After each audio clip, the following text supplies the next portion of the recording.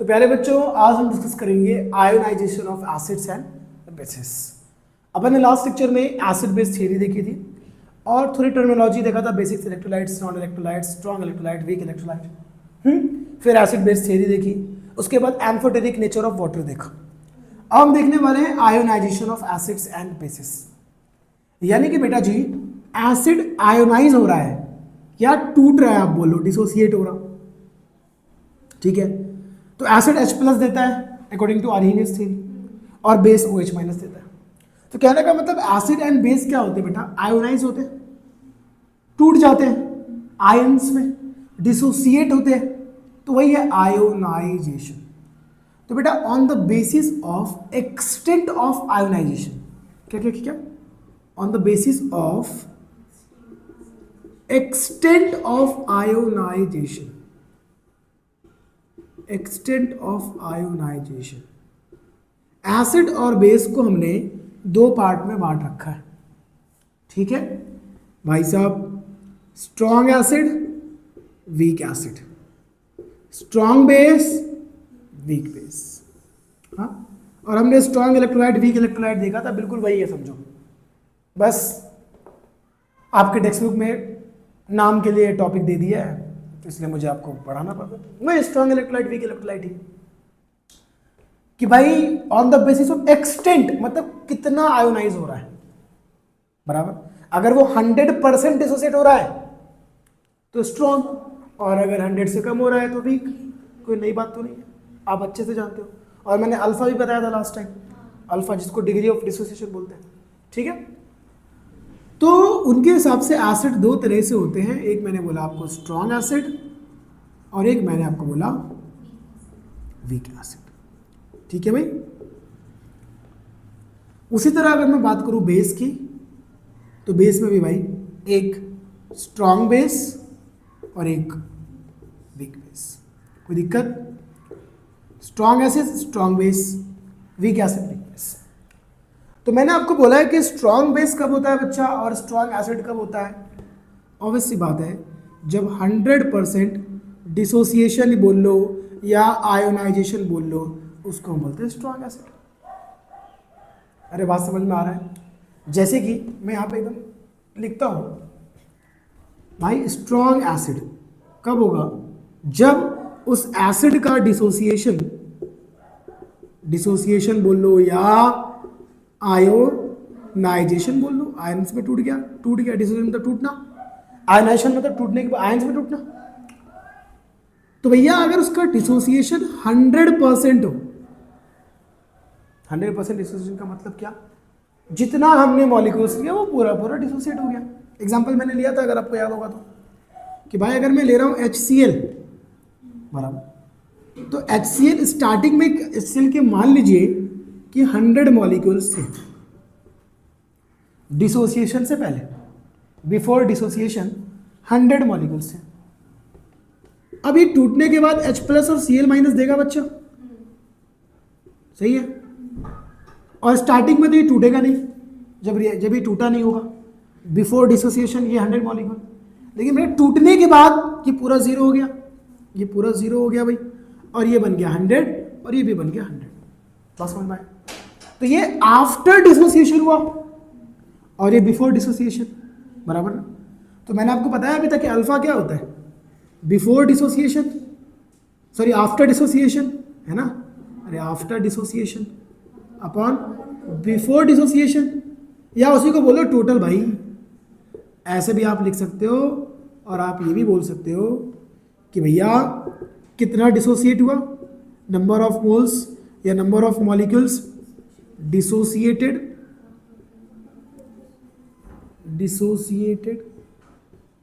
Upon total number of moles.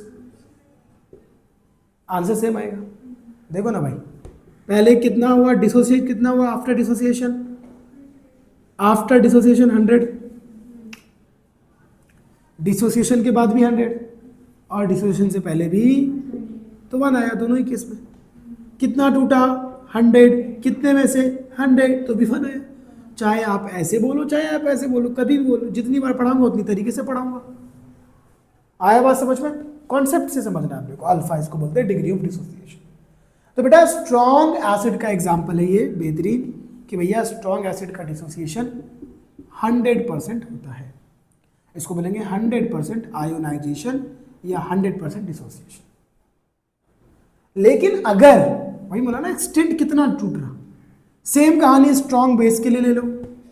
Strong base भी क्या होगा भाई, स्ट्रॉन्ग बेस सिंपल सी बात है उसका भी डिसोसिएशन बोलिए 100% होगा, यानी कि आयोनाइजेशन 100% होगा। उसका एग्जांपल दोस्त NaOH, ये स्ट्रॉन्ग बेस है, ठीक, ये भी क्या करेगा बच्चा 100% आयोनाइजेशन बोल लो या डिसोसिएशन बोल लो।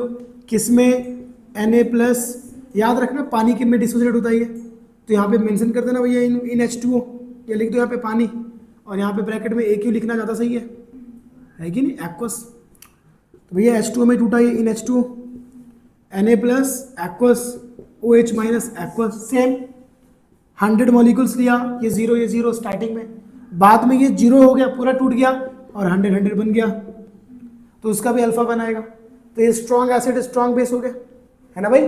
और अगर मैं वीक एसिड वीक बेस की बात करूं दोस्त, तो वीक एसिड की अगर मैं बात करूं तो वीक एसिड में क्या होगा भाई, ऐसा एसिड जो 100% डिसोसिएशन नहीं हो, जिसका डिसोसिएशन इज नॉट 100% डिसोसिएशन नहीं, 100 से कम, बराबर।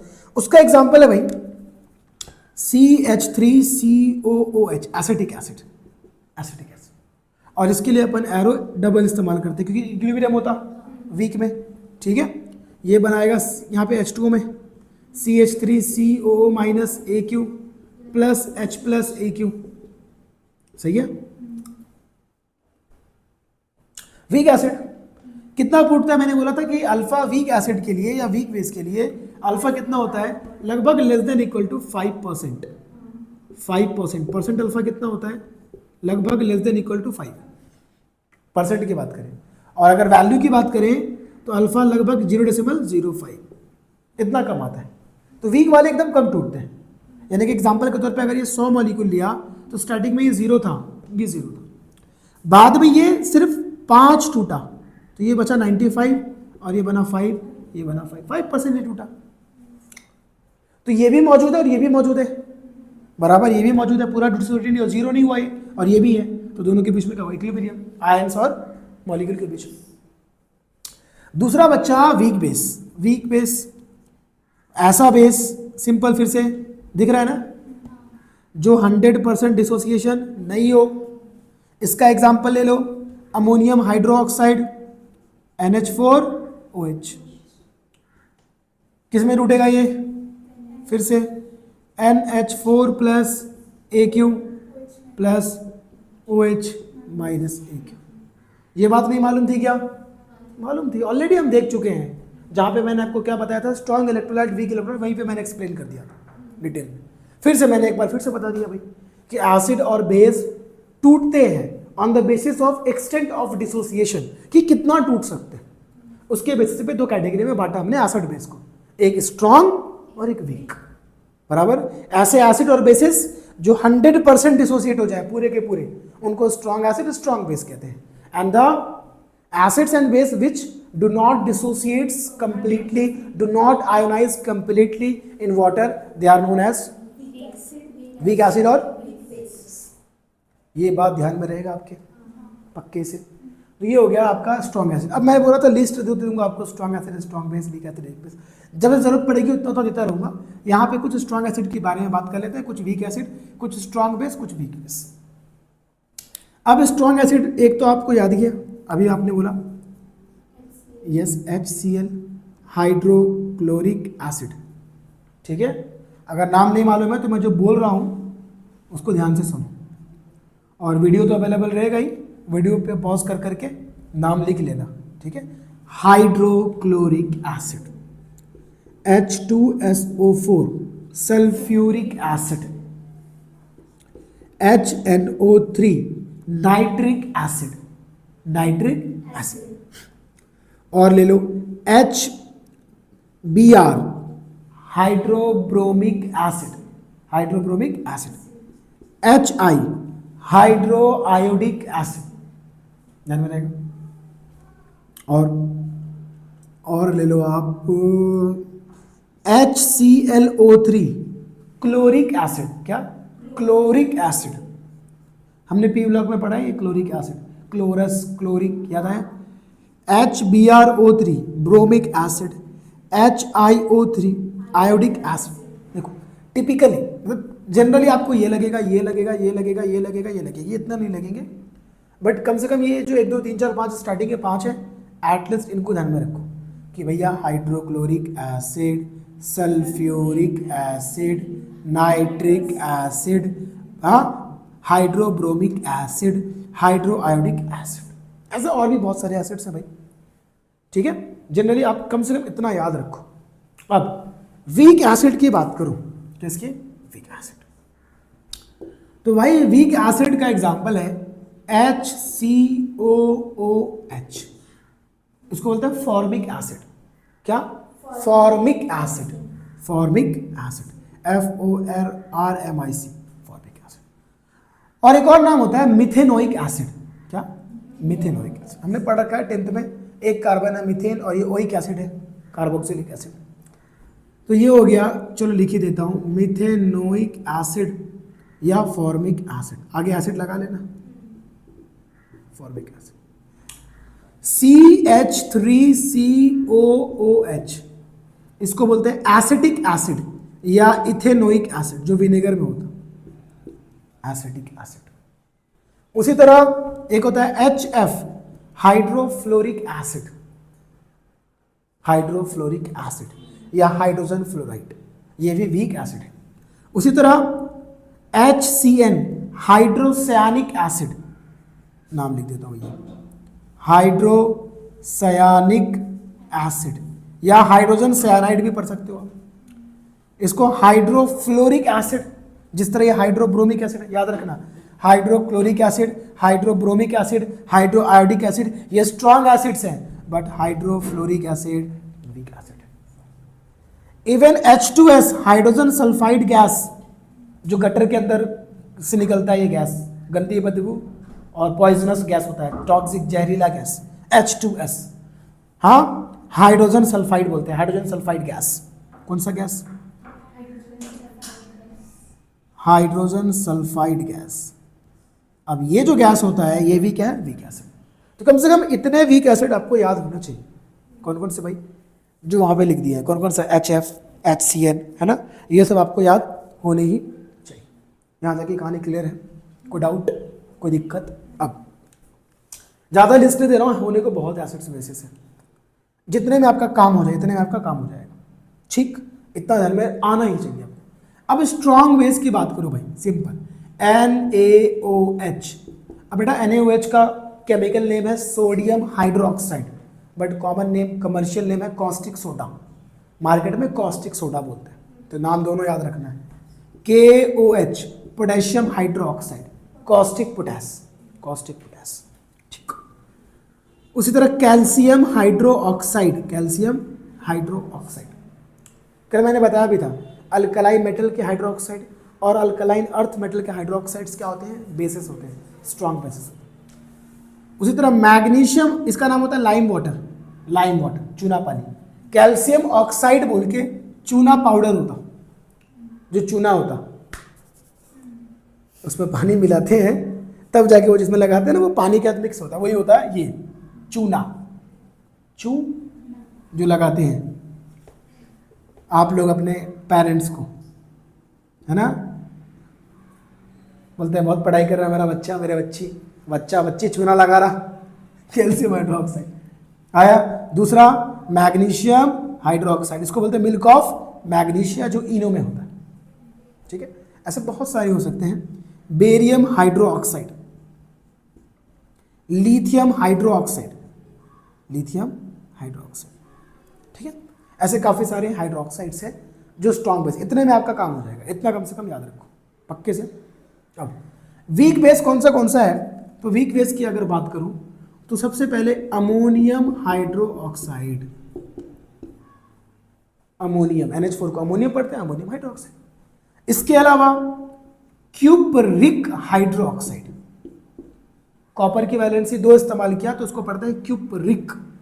अगर कॉपर की वैलेंसी 1 इस्तेमाल करते तो बोलते हैं क्यूपरस, यानी कि CuOH होता तो क्यूपरस, Cu की वैलेंसी 2 तो यहाँ पे 2 क्रॉस में लिखते हैं, तो इसलिए क्यूपरिक, क्यूपरिक हाइड्रोक्साइड,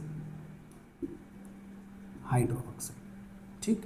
उसी तरह AlOH3, aluminium hydroxide, aluminium hydroxide. कम से कम ये 3 बेस को ध्यान में रखो भाई, वीक बेस ध्यान में रहेगा, ammonium hydroxide, aluminium hydroxide, cupric hydroxide, ठीक है। कम से कम इतना तो ध्यान में रखोगे तो चैप्टर आपके लिए आसान हो जाएगा, ठीक है। और अगर जरूरत पड़ेगी तो मैं आगे बता दूंगा, इतना अभी के लिए इनफ है आपके लिए, काफ़ी और वाफी। तो यहाँ तक की कहानी क्लियर है, ये हमको समझ में आया ionization of acids and bases, कि भैया एक्सटेंट कितना डिसोसिएट हो सकता, उसके बेसिस पे 2 टाइप में बांट दिया एसिड बेस को, strong acid strong base, weak acid weak base, 100% dissociation ionization, strong acid strong base, 100 से कम वीक एसिड वीक बेस, खत्म। स्ट्रॉन्ग एसिड का लिस्ट दे दिया, वीक एसिड का लिस्ट दे दिया मैंने, स्ट्रॉन्ग बेस का, वीक बेस का। मतलब इस चैप्टर में बोर्ड के हिसाब से इतना एसिड बेस की जानकारी आपके लिए इनफ है, आपका बोर्ड में काम हो जाएगा, कोई दिक्कत नहीं हो। हालांकि नीट JEE लेवल में देखेंगे तो ऐसे बहुत सारे एसिड्स पढ़ने पड़ते हैं, अपने को जानकारी होनी चाहिए, है ना, लेकिन इससे इतना काम आ जाता है, जनरली इतना ही पूछते हैं, ज़्यादा डिटेल में वो जाते नहीं। तो यहाँ तक की कहानी क्लियर है, चलो। तो अभी इसको मैं इरेज करके फिर आगे बढ़ूँ।